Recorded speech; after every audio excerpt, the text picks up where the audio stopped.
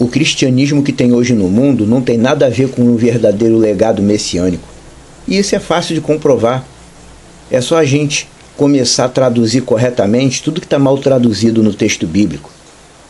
Grandes exemplos disso a gente vê no significado de ser servo e no significado da graça. O capítulo 17 do texto de Lucas abrange os dois esclarecimentos de uma vez só.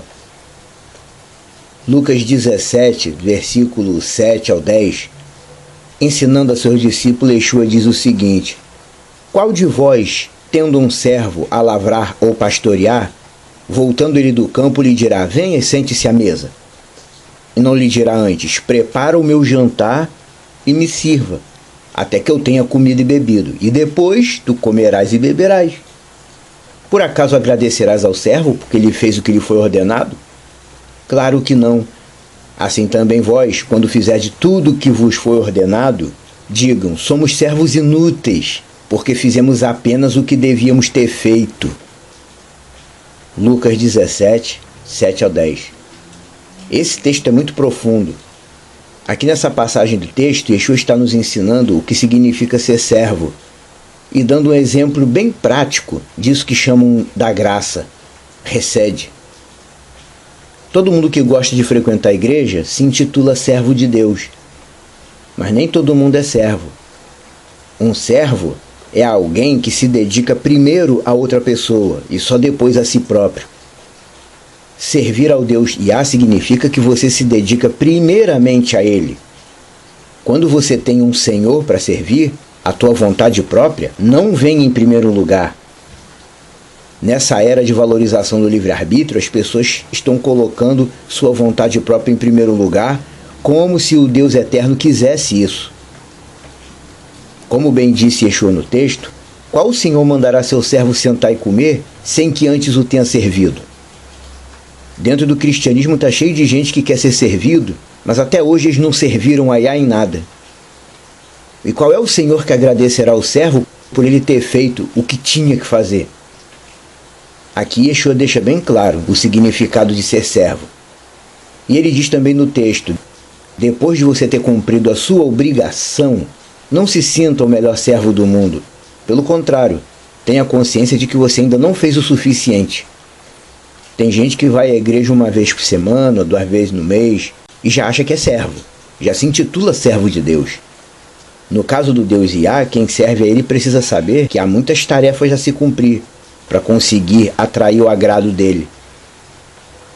Quanto mais procuramos agradar ao nosso Deus, ao nosso Senhor, mais atraímos a bondade dele. E aí sim a gente começa a entrar no verdadeiro significado de recede, que chamam de graça. A palavra graça, assim como a palavra fé, foi criada pelo sistema religioso, que depois virou cristianismo.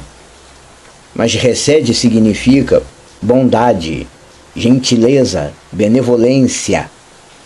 Pegando o termo original recede, a salvação é pela bondade, pela gentileza, pela benevolência do Deus Yah.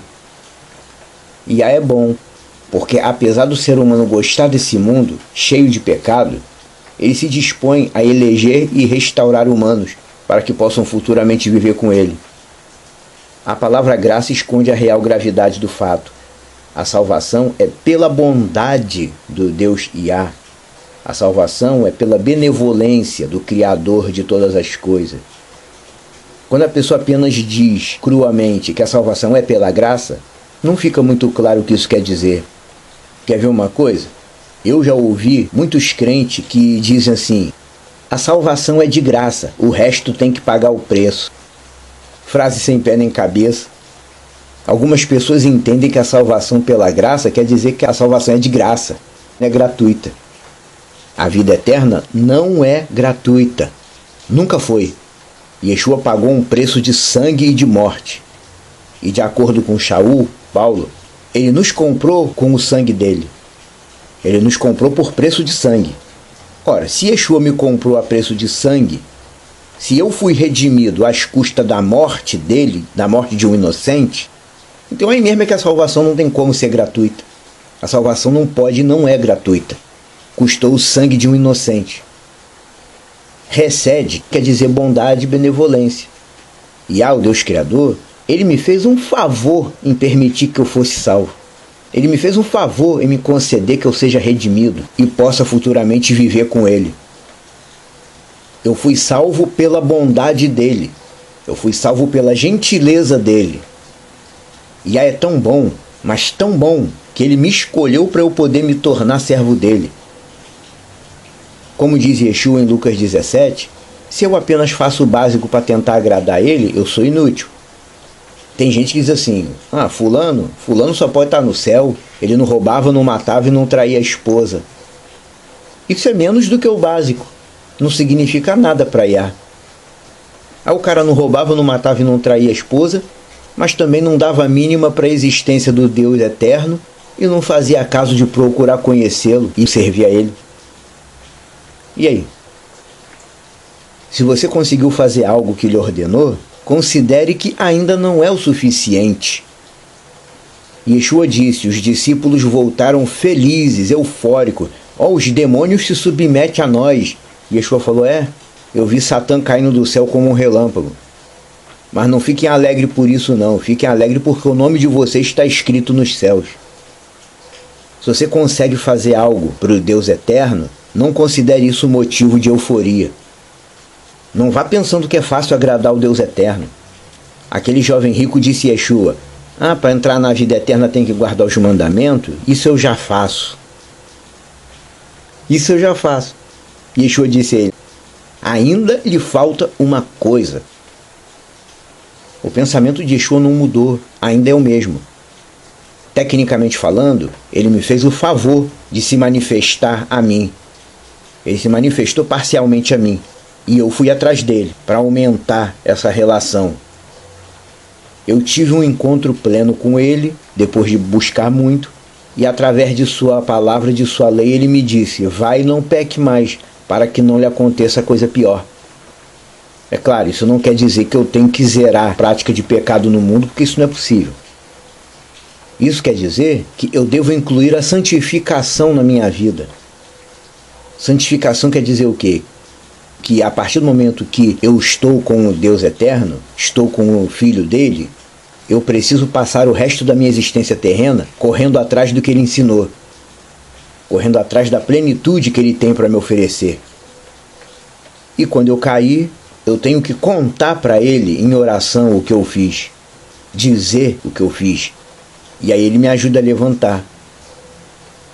E ele me ajuda não é porque eu mereço não, ele me ajuda porque ele é bom. Yah é bom. Yeshua é bom. Eu não sou bom, eu não tenho mérito.